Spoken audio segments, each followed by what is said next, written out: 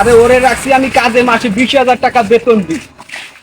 আমার ঘেরে পানি নাই, পানি দিতে হবে, আমার গাছের ফল চুরিয়ে যাচ্ছে। গেল কইও?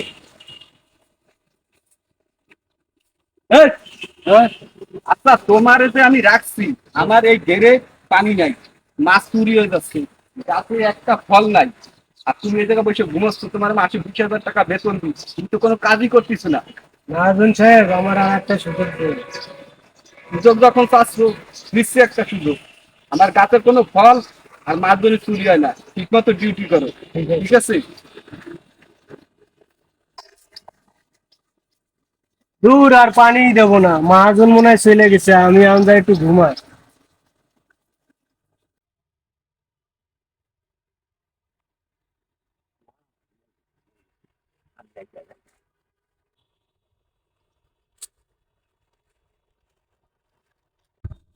দিদি, ও কি দাও, আমার পেঁপে গাছের দ্বারে পেঁপে চুরি করতেছে, ধরবো আজকে দাদা। এ কেডা? বাবা, আরে চাচা তুমি? বাবা, তুমি চাইলে আমার গাছে যত ফল পাকারি, আমার এই যে ঘেরের মাছ, সব তুমি চুরি করে খাচ্ছ চাচা। তুমি আপন চাচা হয়ে তুমি এই কাজটা করতে পারছো? করছি। কেন করছি জানো? টাকা পয়সা আমার অনেক ছিল, আমি জুয়া খেলাইয়া সব টাকা পয়সা দিয়ে দিছি। তোমার কাছে যাইয়া যদি চাই, তুমি তো আবার দিছো, আবার আমি কি মুখ লইয়া ওর জন্য পেটে যায়, এই চুরি করে খাই, তোমার মাছ দিয়ে খাই। তাইলে চাচা, তুমি আজকে তো কোনো সব চুরি বাদ দিয়ে দাও। হ্যাঁ, দিমু কান্দছি।